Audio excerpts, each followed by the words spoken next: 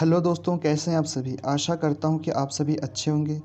आज हम इस वीडियो में यूपी के जीके के 20 महत्वपूर्ण प्रश्न के बारे में जानेंगे, जो कि बहुत ही इम्पोर्टेंट और 100% सिलेबस के ऊपर आधारित है।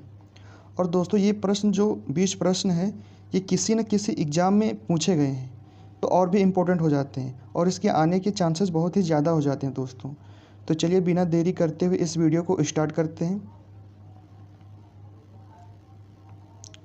पहला प्रश्न दोस्तों आप लोगों के सामने है, संविधान सभा के परामर्शदाता कौन थे।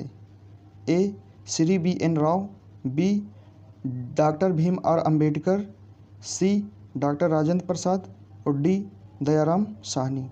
तो दोस्तों इसका सही उत्तर हो जाएगा ए BN. Rao.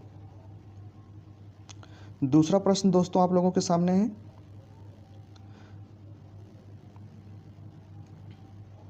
Regulating act Bharat में कब आया। ए 1835 में, बी 1772 में, सी 1773 में, डी 1873 में। तो सही उत्तर दोस्तों इसका हो जाएगा सी 1773 में। अगला प्रश्न दोस्तों, बंगाल का प्रथम गवर्नर कौन था। Canning, Warren Hastings, Ilyas Impey, D Robert Clive. तो दोस्तों इसका सही उत्तर हो जाएगा डी रॉबर्ट क्लाइव। अगला प्रश्न दोस्तों चौथा नंबर का, कलकत्ता में सर्वोच्च न्यायालय की स्थापना कब हुई। 1773, 1775, 1772 और 1774। तो इसका हो जाएगा डी 1774। 1774 में दोस्तों कलकत्ता में सर्वोच्च न्यायालय की स्थापना हुई थी। पांचवा नंबर का प्रश्न दोस्तों, संविधान सभा की पहली बैठक कब हुई थी। 9 दिसंबर 1946, 9 दिसंबर 1947, 9 दिसंबर 1945, 9 दिसंबर 1950। सही उत्तर दोस्तों हो जाएगा ए 9 दिसंबर 1946। अगला प्रश्न दोस्तों आप लोगों के सामने, संविधान सभा के कुल अधिवेशन कितने हैं। अधिवेशन कहने का मतलब यहाँ पे दोस्तों बैठक, यानी कि संविधान सभा के कितने बैठक हुए। तो टोटल दोस्तों सी है इसका सही उत्तर 11। संविधान सभा के 11 बैठकें हुई थी दोस्तों। अगला प्रश्न, ये बहुत ही इंपॉर्टेंट प्रश्न है दोस्तों, इसको स्टार मार्क करके लिखिएगा।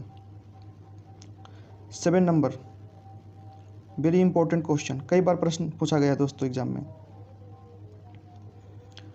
भाग 3 किससे संबंधित है। मौलिक अधिकार से, भारत संघ से, मौलिक कर्तव्य से, नागरिकता से। तो दोस्तों इसका सही उत्तर है ए मौलिक अधिकार से। आठवां प्रश्न दोस्तों, कर्क रेखा कितने राज्यों से होकर गुजरती है। 7 राज्यों से, 8 राज्यों से, 6 राज्यों से, 9 राज्यों से। तो इसका सही उत्तर है दोस्तों बी 8 राज्यों से। 9वां प्रश्न दोस्तों, भारतीय प्रायद्वीप की सबसे ऊंची चोटी कौन सी है। प्रायद्वीप का मतलब होता है दोस्तों ऐसा ज़मीन का टुकड़ा जो तीनों तरफ से पानी से घिरा हो, उसको क्या कहते हैं, प्रायद्वीप। जैसे दोस्तों भारत का जो दक्षिणी हिस्सा है, दक्षिणी हिस्सा दोस्तों ये वाला हिस्सा,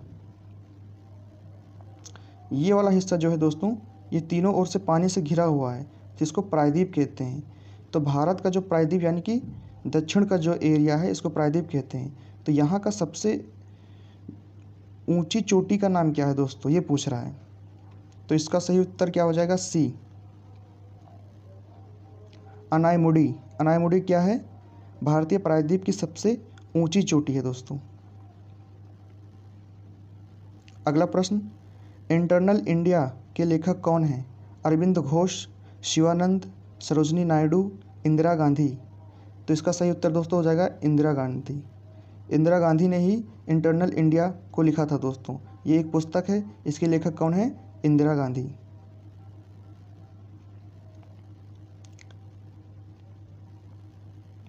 अगला प्रश्न, भारत और पाकिस्तान की सीमा रेखा को क्या कहते हैं।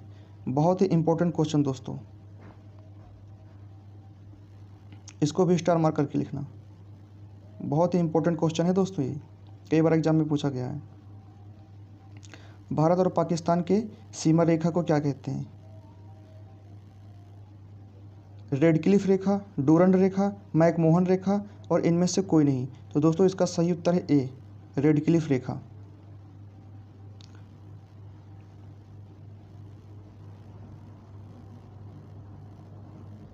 अगला प्रश्न है, न्यूजीलैंड का राष्ट्रीय खेल क्या है? गोल्फ, हैंडबॉल, फुटबॉल और रग्बी यूनियन। तो इसका सही उत्तर हो जाएगा डी, रग्बी यूनियन। अगला प्रश्न है, आगरा किस नदी के किनारे स्थित है? राप्ती नदी के किनारे, गंगा नदी के किनारे, यमुना नदी के किनारे और गोमती नदी के किनारे। तो सही उत्तर हो जाएगा दोस्तों सी, यमुना नदी के किनारे।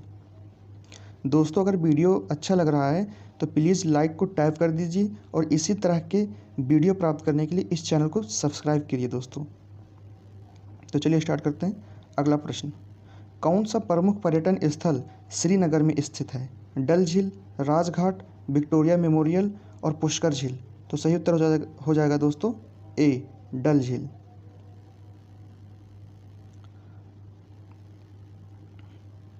अगला प्रश्न है दोस्तों, K2 जो कि भारत की सबसे ऊंची चोटी है, इसकी लंबाई कितनी है? 8,611 मीटर। दोस्तों यहाँ मीटर में होगा, इसकी लंबाई यहाँ मीटर कर लेना, ये मीटर में होगा। तो पहला विकल्प है 8,611 मीटर, 8,848 मीटर, 8,167 मीटर, 8,586 मीटर। तो इसका सही उत्तर दोस्तों हो जाएगा ए।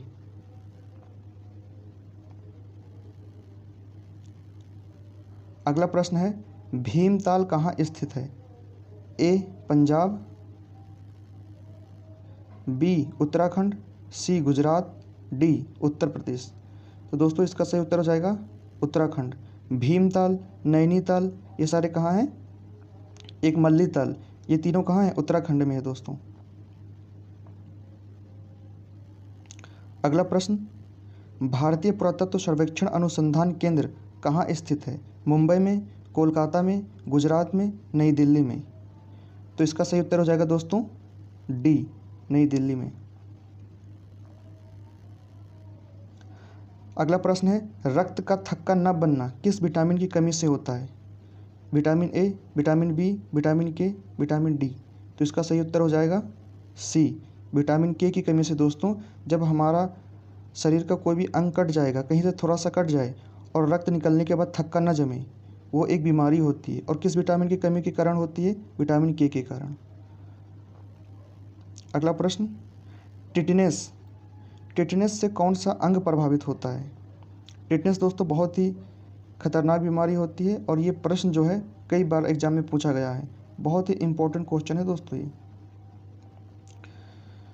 पहला विकल्प दोस्तों दिया है आंत, दूसरा